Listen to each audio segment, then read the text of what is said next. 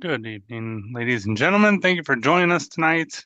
I got 7 o'clock Central Time, so we're gonna go ahead and get started. Obviously, this is pro tips for UAS. Appreciate you all being here. Definitely thank you to our speakers and the whole team. We'll introduce them here on the next slide. But our topic today is pre-flight tips and tools in a couple different formats. So hope you enjoy it.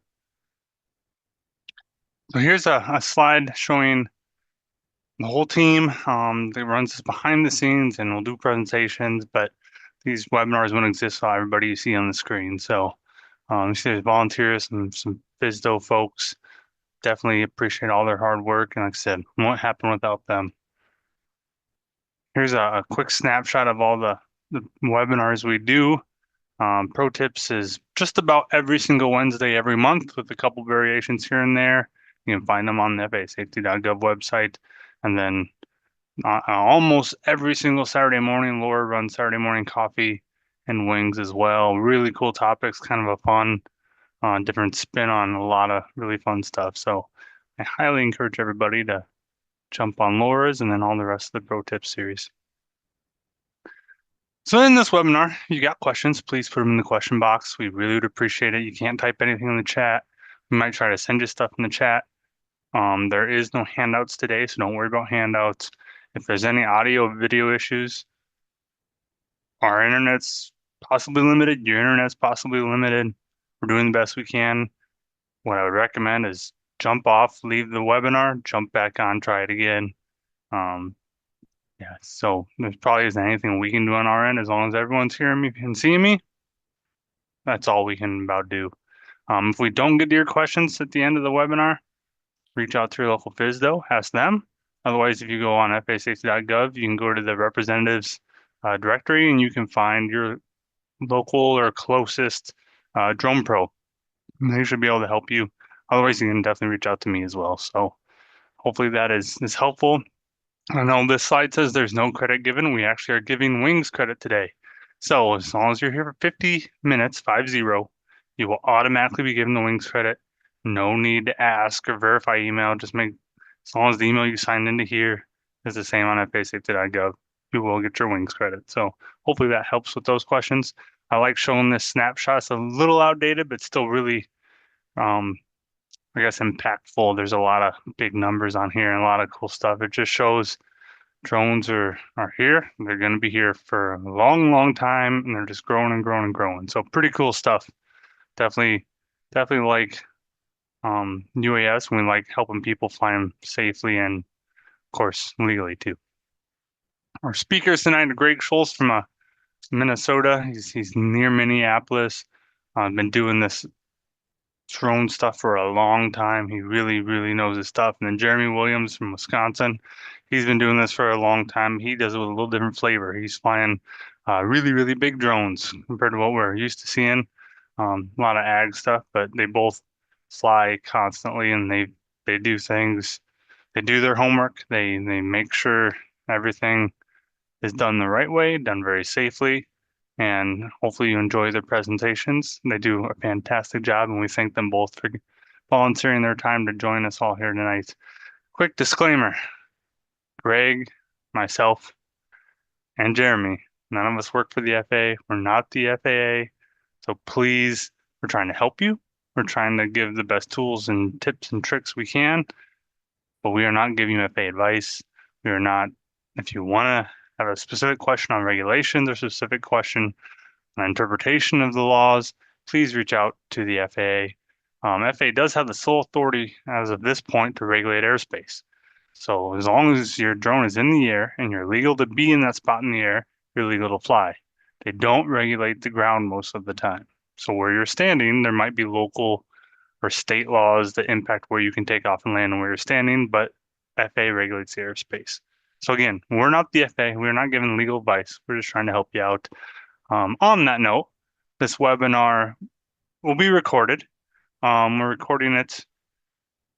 Hopefully it will get posted on Laura's YouTube channel if she is kind enough to do that and it turns out good with the recording. So keep that in mind if you want to see this again later. Visit Laura's YouTube channel and probably in the next week or so, hopefully it's up there. If it's not, you can obviously reach out, but there might be an issue with the recording too. So just take that for what it is. Um, but yeah, let's get started. I want to hand over to Greg here soon. Before I do that, I'm gonna fly through general rules review. We're not diving into the rules here on this tonight's series. But take a look at the slide. These are just really generic rules. A lot of these rules you can get a waiver for. You don't accidentally get a waiver. Your buddy has a waiver, and then you think you got it. That's not how it works. But look at these rules. Remember them. It's generic. Make sure you're flying. You're very, very familiar with all the 107 rules. If you're flying for fun under the 4409, 4409, that don't sound right. Under the recreational flyers exemption, make sure you're following all those rules. So anyway, general rules review. Keep it in mind. Some safety thoughts to keep in mind. Um, and these things can cause damage to you. They can cause damage to things they fly into. There can be things you don't think about, like weather, satellite reception. If we're flying outside, a lot of times our drones are requiring quite a bit of satellites to keep a good situational position. So if you don't know where to check to see satellite reception, that might be something important. Or if you're not checking it at all, definitely be checking that. And think of yourself. I mean, you're outside. Maybe you're out there for 20 minutes, okay. But if you're out there doing some work, you might be out there for a few hours. Be dressed appropriately. Tips to fly safely. Again, I'm just gonna fly through these. I talked about weather already. Have checklists, have procedures. Fly it the same way every time. So when something weird happens, it's easy to pick it out. So here's all your very, very quick tips before I hand it over to Greg. I just want to remind everybody about these things that maybe we take for granted, maybe we don't, but keep an eye on this. Remember these things and build your own checklist, build your own tips to fly safely and legally. Lots of resources out there, lots more resources out there. I put some websites on there, not because they're a sole source. They're just some that if you got nothing else, they're a great place to start. So don't think I'm endorsing any website or anything.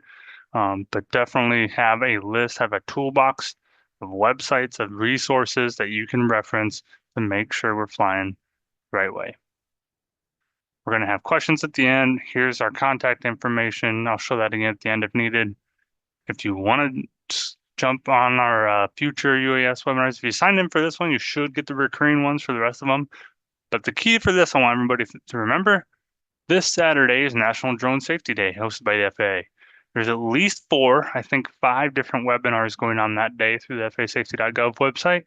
So there might be local stuff going on near you, hands-on drone flying. There's a lot of cool things going on for National Drone Safety Day. So keep that in mind.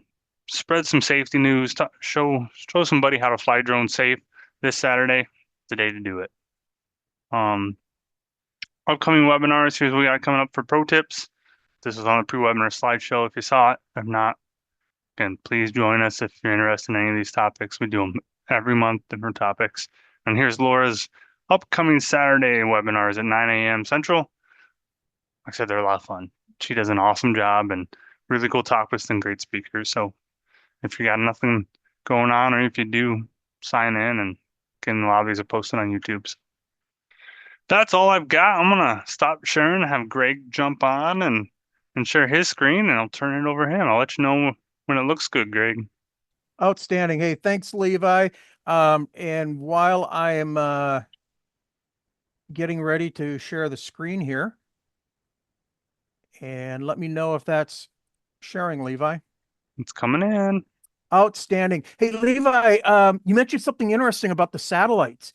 Recently, we've been having a lot of solar storms. If you're not paying attention, watch it. And the metric there, when you're looking at weather type information, is what's the KP factor. So you certainly want to be looking at how many satellites are you tracking, but watch that KP factor.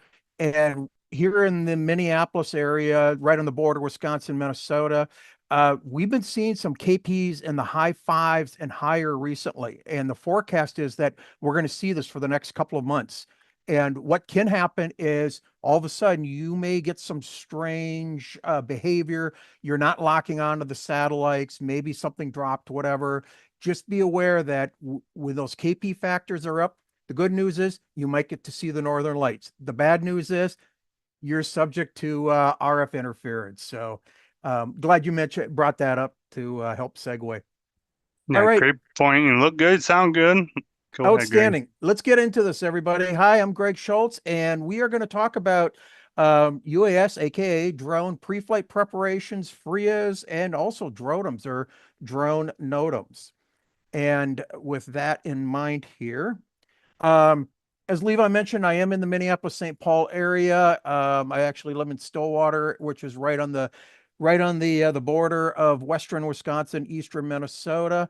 I am a Part 107 since 2018 MnDOT Aeronautics license for doing work in Minnesota. It's one of those things that we have to have here in Minnesota.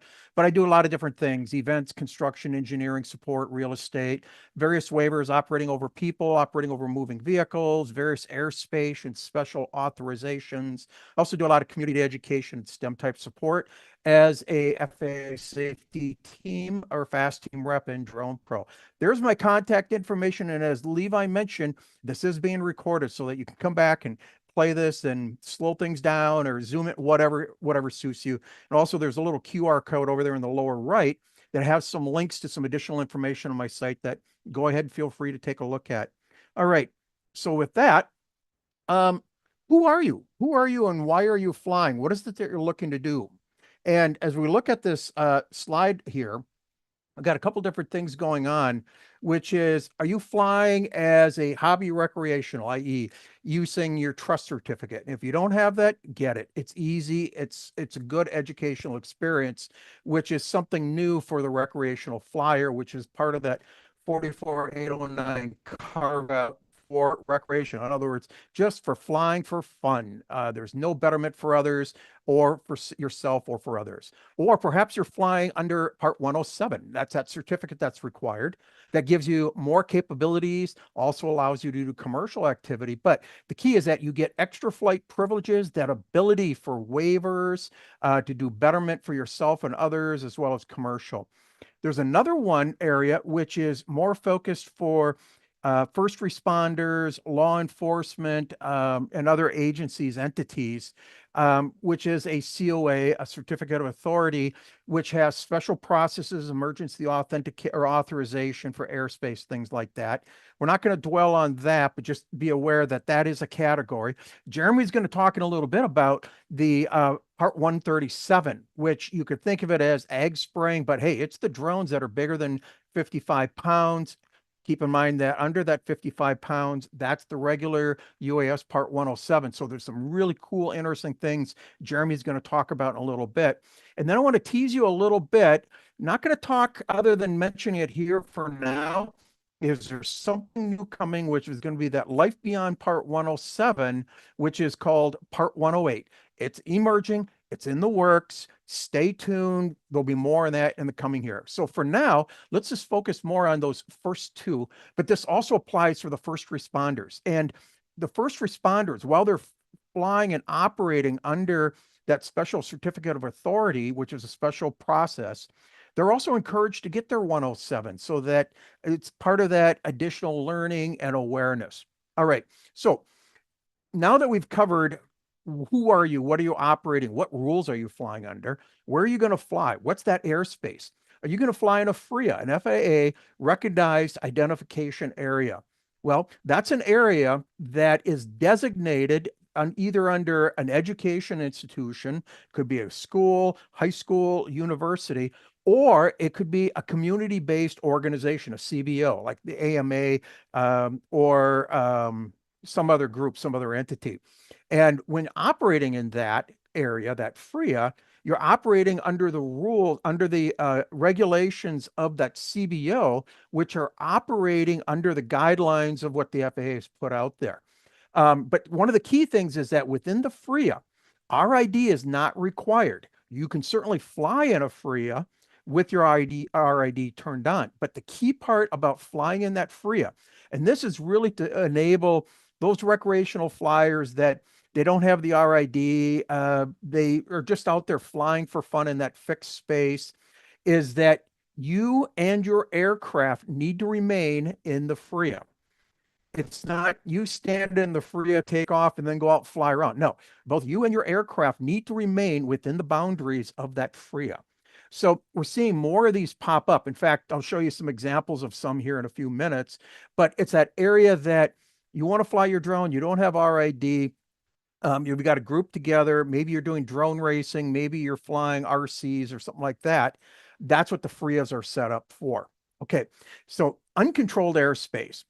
So a key thing about uncontrolled airspace is there's a lot of it. And the key point there is that stay below 400 feet AGL. There's an asterisk because if you're part 107 and you are within 400 feet of a structure and no higher than 400 feet of that structure and in controlled airspace, you can do basically tower inspections, but that's for 107 only. Hobby recreationals don't have that privilege. So that's something to keep in mind.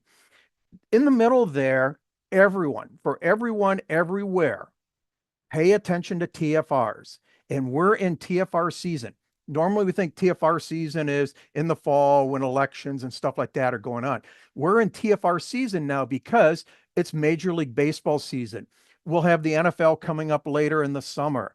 Then we'll have the NCAA football games and stuff like that. We've got NASCAR. So we have to keep in mind that there's other pop-up TFRs for security, for emergencies, for wildfire, stuff like that. But if there's a Major League Baseball game, there's a 3 mile TFR around that stadium from an hour before the game until an hour afterwards. So you need to pay attention to that because you don't want to get in trouble and get sent to the principal's office for flying during a TFR. Okay. The other thing is watch out for NOTAMs and DROTAMs that, and we'll talk about a DROTAM here in a little bit. Keep an eye on these as the operator, whether you're a hobby, whether you're 107, a COA, a 130, whatever, it's your responsibility to understand the airspace regulations, but also what's going on with the ground regulations that may apply. And keep in mind that RID is needed for all Part 107 aircraft, regardless of their weight. And it's also required for any hobby recreationalist that's flying an aircraft more than 249 grams. So keep that in mind. And that includes regular drones, FPV drones. It's that weight that comes into space. All right. For controlled airspace, we've got a couple things there real quick. Is your standard authorization in controlled airspace is going to be Lance. Lance has really become robust in the last couple of years now, where there's some really amazing and handy things that you can do with it, using apps like UA Sidekick, using Aloft Air Control. There's a bunch of others that are out there. And it should be free. You shouldn't have to pay for a service for getting basic Lance. Now, what I want to mention is that, and again, this applies to both hobby recreationalists, but also Part 107. So a hobby recreationalist can get a airspace authorization. Now, here's something to keep in mind is that with Lance, you have the capability, if you plan ahead, to get further coordination. Okay, and what that means is you're flying in an area where you need to get a little bit higher than the published altitude, or you need something special. Okay, if you have at least a 2 hour notice, you can submit a Lance and request, say, further coordination above, say, 200 feet. Maybe you want to get up to 250 or 300 for whatever reason.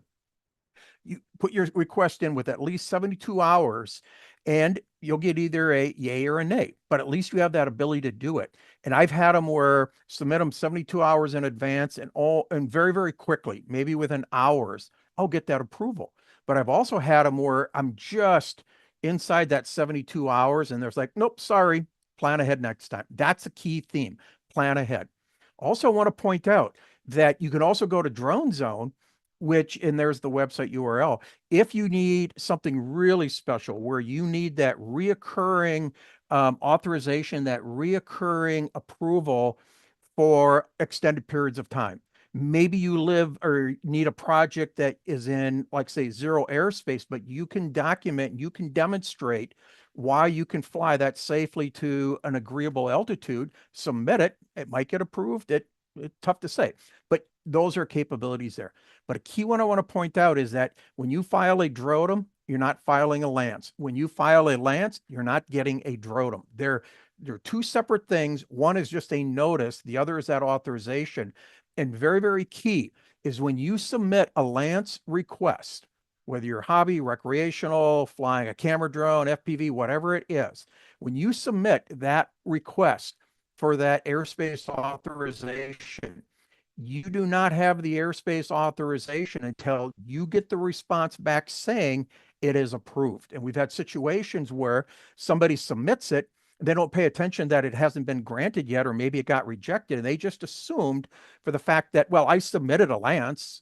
No, you have to wait for that authentication, for that authorization to come back, and also double check the fine print in that authorization, because there can be some surprises that, for example, if you're in a controlled airspace, there might be ceiling restrictions that if the cloud layer is 1,000 feet or less, there might be restrictions on your authorization. So pay attention, plan ahead, and watch what you have in those capabilities.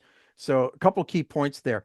Let's move on. And I mentioned a little bit ago about some FRIAs, and it's kind of tough to see here on the map, but if we look up towards the top right, if you look on the top right, you'll see where it says Highway 36, and this is in the Minneapolis-St. Paul area. You see in the top right where it says Maplewood, okay? Right below Maplewood, part of Maplewood there is in a 400 grid, and then just to the below Maplewood where it's in uncontrolled airspace, there's a little tiny dark green area. That's a FRIA. It's a actually it's a FRIA for the Mighty Drones FPV racers. Okay, but the point here is that these are showing up on the different tools. This is the FAA Visualize It. If we follow Highway 36 going from right over to left towards Minneapolis over in Roseville, we'll see another FRIA right above where it says Roseville. There's another FRIA there, and that one is an educational FRIA over at Roseville High School. So again, these FRIAs are where people can fly recreationally for fun, for learning, stuff like that, without having to have RID, but they need to stay, both the people and the aircraft, within that particular FRIA. All right, here's a closer look to that. When you zoom in over there on the right, we see the CVO number, which is actually via the AMA, if I recall, and it also identifies who it's for. In this case, it's the Mighty Drones FPV racers. They're free up, which is located over on the Ramsey County Fairgrounds, just outside of the controlled airspace. Over on the left there, you see the Roseville High School, and over there, that's a education FRIA. So again, people can fly within that FRIA, but their aircraft need to stay within the boundaries of that FRIA, as well as the operators. So that's something to keep an eye on. What you also notice on, it's not showing up on this particular map, but what's appearing on these maps now is you'll see little icons, for example, AMA. When you see an icon that says AMA, that doesn't necessarily mean it's a FRIA. It could just be a traditional AMA RC flying type location that hasn't gotten their FRIA per se yet. So you want to watch out for that, that just because something says AMA doesn't mean that it's a FRIA, that if you zoom in, you should then be able to see whether it's a FRIA or not. So earlier I mentioned about DROTMs. DROTMs are drone NOTAMs. And how you go about doing this, these are just information for others to be aware that, hey, there are going to be drones operating in a given area. Okay. And it's really straightforward, and it's actually pretty quick if you're prepared. You call the Lighthouse information line, there's a telephone number there, and you want the following information ready. This is key. Either if you're going to do a circular, you're going to have your radius and nautical miles of your operating area. You can also specify other geometry like a rectangle, a box, whatever suits your needs. But you need to have those coordinates.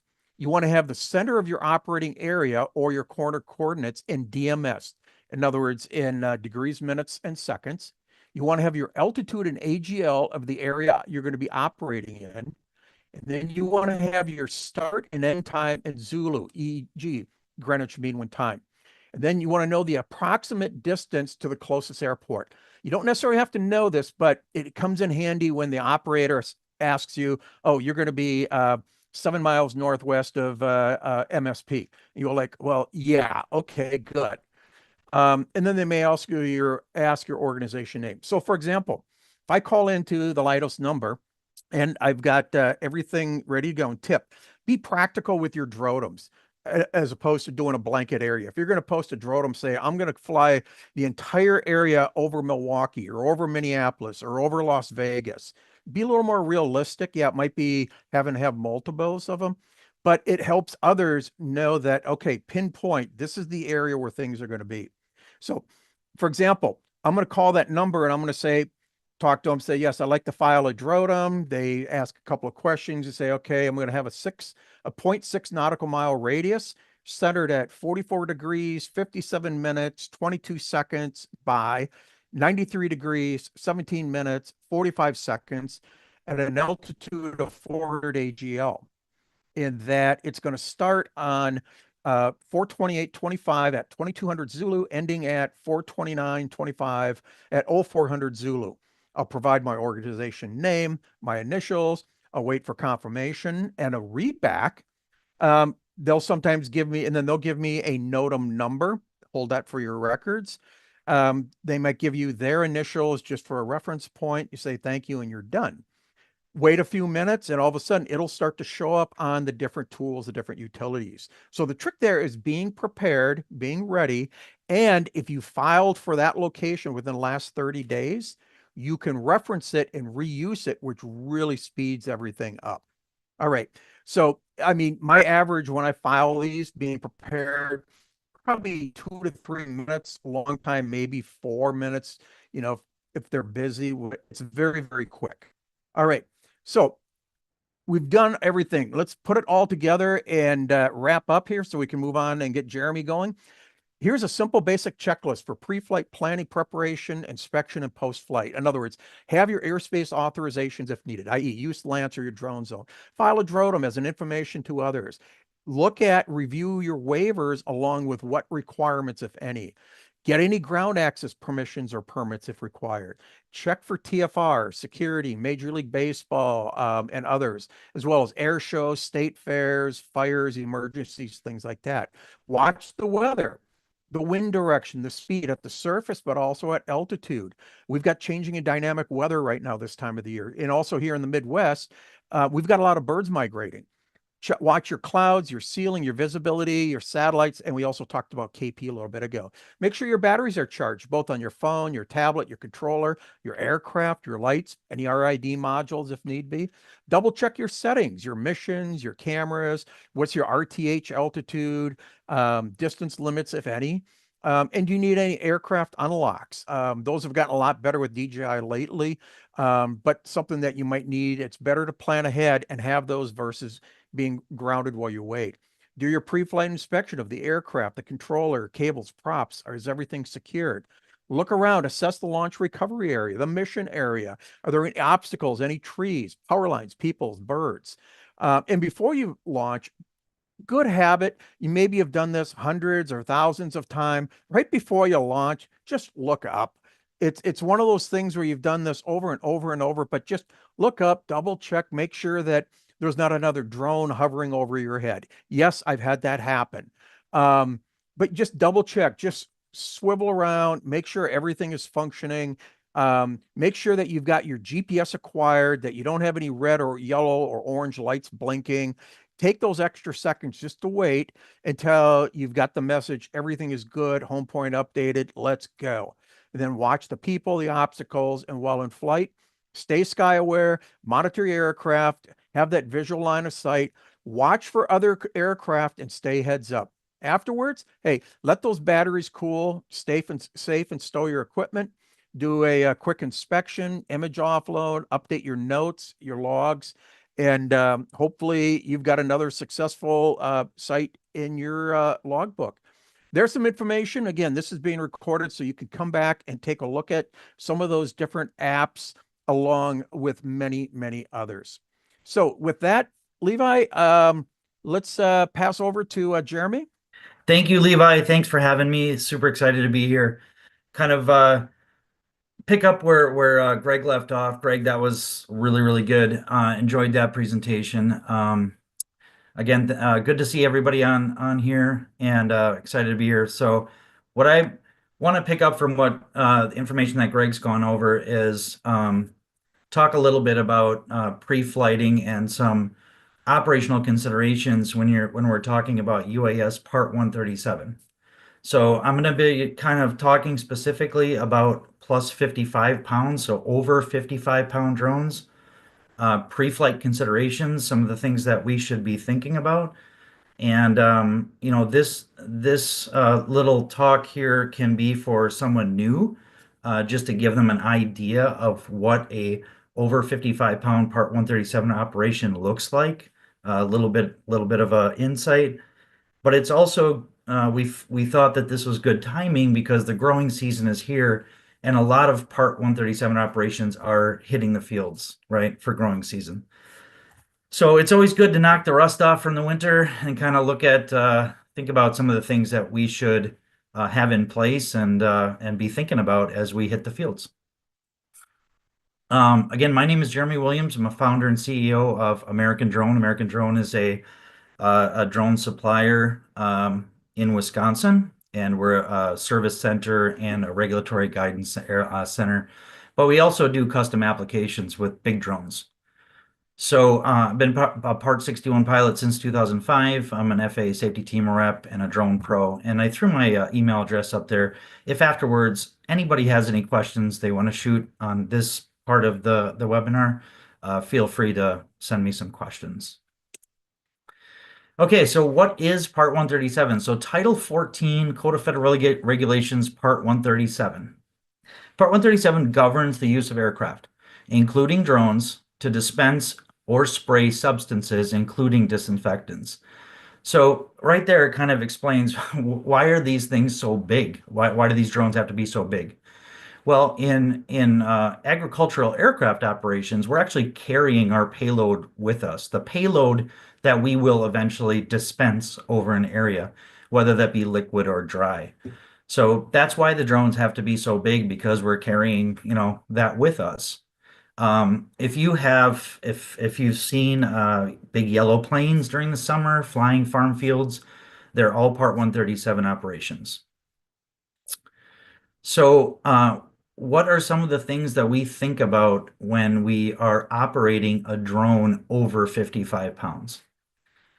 So the first thing is there is a carve out for doing this activity, and the first thing that we're going to do is we're going to obtain a summary grant exemption.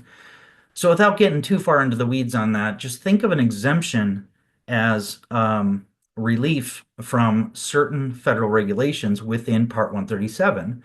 So in doing this activity, there's a handful of regulations that we just can't comply with. So you have to petition the FAA to say, can I get relief from these particular regulations that I cannot comply with in this activity? And then the FAA will look at that, and if approved, they will give you a summary grant exemption, which is basically the exemption will say, yes, you have relief from these few regulations, but in its place, we're going to put risk mitigating factors in there called conditions and limitations. So just basically think of it as you get relief from some of these rules, but then you have some new rules that are specific to what you're asking the FAA to do. You're also with the summary grant exemption, you're going to obtain and receive a certificate of authorization, a COA, from Air Traffic Organization, part of the FAA. That COA is really easy to get. It just comes with the exemption, but that will have very important information in it to follow, and we'll go into a little bit of that later. You'll also obtain then AAOC, or an Agricultural Aircraft Operating Certificate. That is the operating certificate that is the Part 137. It encompasses Part 137. You'll also comply with all applicable parts of 14 CFR, including but not limited to parts 45, 47, 91, and 137. So there's some other parts of the regulations that oversee this activity also to keep in mind. Okay. So Another thing that we're going to have with us is the operating document. So I talked about the exemption and the COA that comes with it. Once you have a summary grant exemption, a granted summary grant exemption that comes with the COA, then you're going to have your Part 107 certificate, you're going to have a third class medical, you're going to get some other things. But in its most simplistic form, you need to get this exemption that gives you relief from certain regulations that we cannot comply with.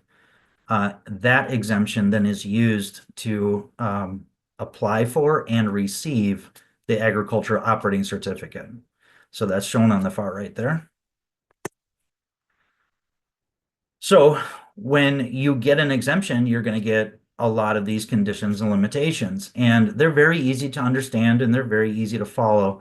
One excerpt that I pulled from the conditions and limitations within the exemption is called CNL or Conditional Limitation 14. So I literally put it in here word for word, so so nothing is missed. But basically it says all documents needed to operate the UAS and conduct its operations in accordance with the conditions and limitations stated in this grant of exemption are herein referred to as the operating documents. And it says at a minimum, the operating documents must include. So when we talk about, having the correct documents that you need with you out in the field as you are operating an over 55-pound drone, it quite literally spells it right out in the conditions limitations. So A through F is your operations manual, training manual, the manufacturer's provided flight manual, all other manufacturer UAS provided documents, this exemption, because this comes out of the exemption, and any ATO issued COA. So at a bare minimum, those are the documents that they want you to have with you when you are in the field. These operating documents must be accessible during all UAS operations that occur under this exemption and made available to the administrator or any law enforcement upon request. So it's very clear what the documents are that you need to go through, and during your pre-flight process, it's very important not to forget about the documents part. Okay, so this next slide, I just kind of wanted to kind of review if you are a remote pilot in command and you are going to be operating one of these big agricultural drones, what documents are you responsible for? And the ones that you're responsible for, where do you find those? If you don't have those documents, where do you find them?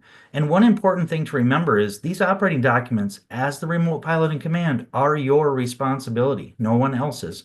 And there is no one that's immune as an RPIC from having these documents.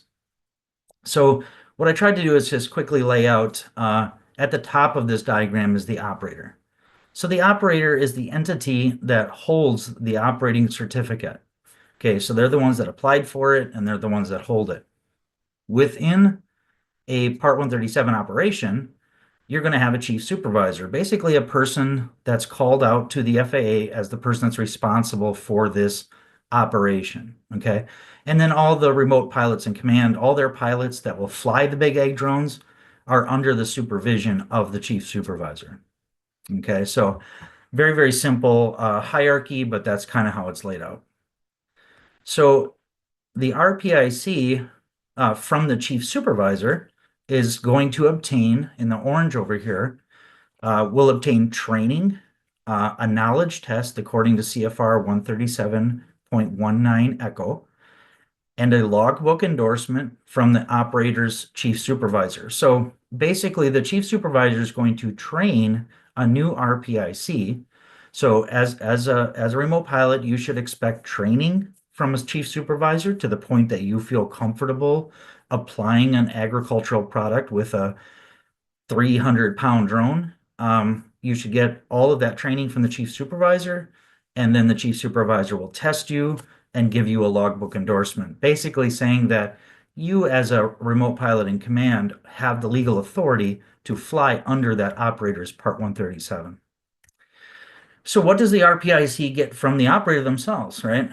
So from the operator, you should expect to get an operations manual, a training manual, a copy of the operating certificate, a copy of the exemption, and a copy of the COA that comes with the exemption, the proper checklists that are part of that organization, and the drone manufacturer's flight manual from the operator. So if you are a remote pilot in command and you are flying for an operator, Part 137 operator, and you have never seen an exemption or any of the conditions limitations therein, that would be a concern. You'd want to go and find where that exemption is, that the operator's Part 137 is based off of, because as the RPIC, you are responsible for following the rules that are in that exemption. So it's important for you to have a copy of that and to read it and to understand it. Okay. So once you get all these documents, that's great, right? And we can just forget about them, put them on the shelf, and they just sit there forever. Unfortunately, that's not the case. Some of these documents that you're going to get as you go through this activity have a shelf life or have expiration dates. So if you flew last year or maybe the last 2 years, when you come into this year, into springtime here, it is good to think about and remember that a lot of these documents have a shelf life. So it's good to go back and check and make sure that, yes, you received your Part 107, but 2 years have expired, so you're not current, as an example. So you want to make sure that all these are good. So to kind of break these out a little bit, a Part 107 is good for 2 years from its from initial or from a recurrency. So if you're coming up on your 2 years, it's very easy. Jump on the FAA website and take your recurrency test. You're going to need a third class medical. Now I will asterisk this note with the summary grant exemption does include a stipulation for no FAA medical. You can just have a driver's license at this point, but that that authority does come with some limitations. So you're going to want to make sure that if you don't have a third class medical, you are okay with the limitations of having no third class medical. But if you do, third class medicals are good for 5 years if the RPIC is under 40 years old, or 2 years if older than 40 years old. Exemption is good for 2 years. So we all work really hard and we wait a long time and we get this exemption from the FAA and we're very happy and we put it away. Remember that those are only good for 2 years. When your exemption expires is clearly called out at the end of the exemption. So when you read through the exemption, you get to the end, you will see when that expires. You're going to want to put in an extension of the exemption well before the 2 years is up, maybe 120, 160 days out, you'd want to file for an extension. Last but not least, aircraft registration. The heavyweight drones, remember, you cannot go to Drone Zone and $5 in 5 minutes and have an aircraft registered. It is a very lengthy process. They always say with the heavyweights, if it was easy to do your registration, you did it wrong. You actually have to get an N number. It's quite the process. But once you do have an N number registration, that's good for 7 years. Okay, part of your pre-flight, file your NOTAM. I'm going to breeze through this a little bit fast because Greg did an amazing job at going through how to file your NOTAM. But within the COA that comes with the exemption, there's a section ECHO that is literally cut and paste right on this page. This is the instructions to file a NOTAM when you have a heavyweight drone. So I'm not going to read through this whole thing, but again, Greg did a great job. You want to gather the information about the NOTAM, where you're going to be flying. You want to call flight service and give them that information. And the nice people over there will be able to put that information in the computer, and then it pops up on different softwares and things like that for other pilots. Again, remember that a NOTAM is a notice to air missions. It's giving other pilots a heads up.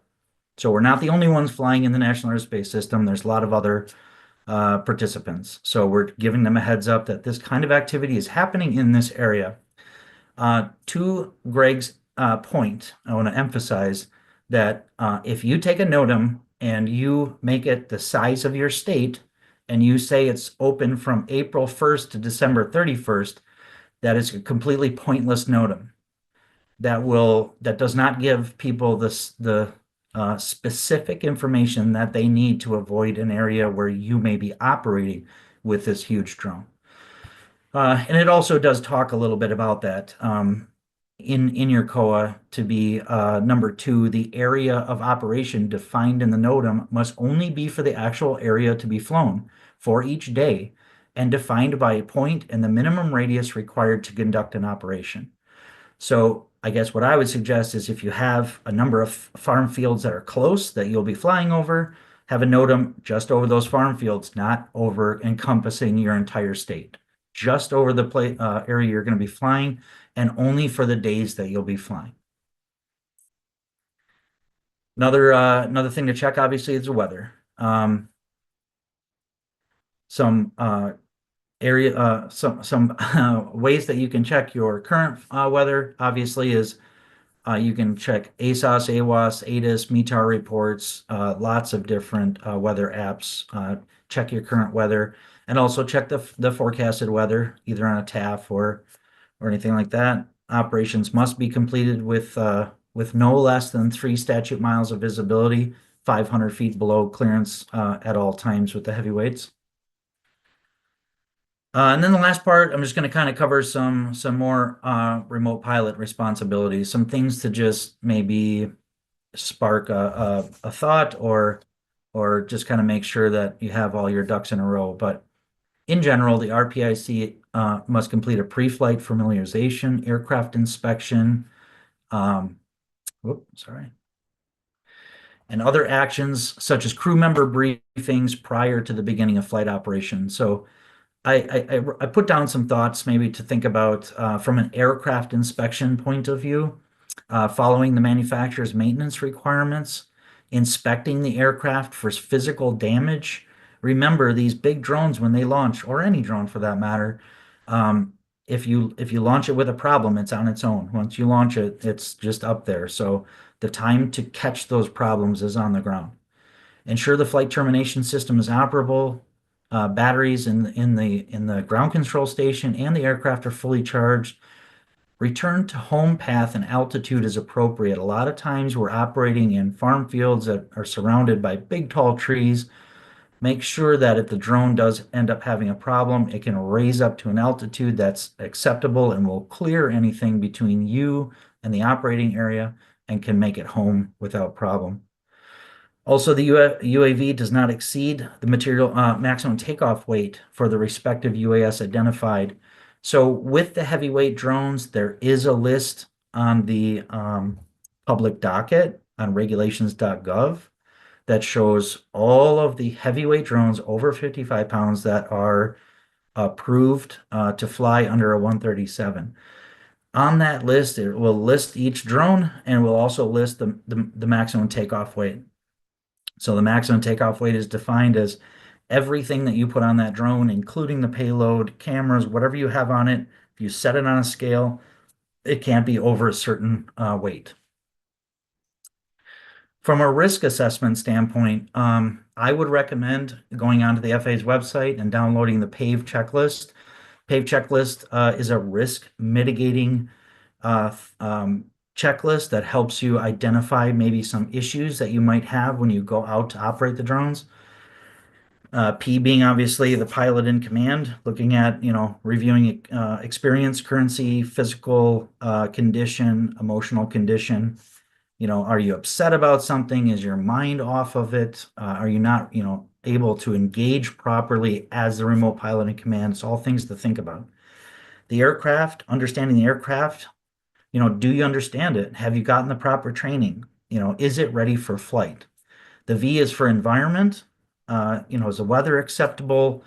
Are the conditions for the application correct? And then E is obviously external pressures. external pressures in the activity that we do, heavyweight drones, in agricultural world. There's obviously a lot of pressures to get the job done. There's small windows of opportunity. Try not to let those external pressures lead you to make bad decisions. Also, crew briefing. That's part of your risk assessment. Use crew resource management. If you have crew that is there on site with you, make sure that they know what operations are going to happen, what are the emergency operations in case something happens, somebody gets hurt, contingency procedures, the roles and responsibilities. Does everybody understand what they are there for? What roles they have, so you're not overstepping, and make sure everyone understands what they're supposed to do. And then obviously any potential hazards on the ground or in the air. Okay, so I kind of blew through that pretty fast. Want to again thank everyone that showed up tonight. Just a few things to think about, kick the dust off. And I also want to thank, or I wanted to kind of point out that this is a shameless plug here, Levi, but if you haven't thought about EAA yet, please grab a ticket and make your plans. It's going to be a great time. American Drone will also be there flying the big heavyweight drone, spraying some water, showing how that works. So hope you come down to EAA and hope to see you there.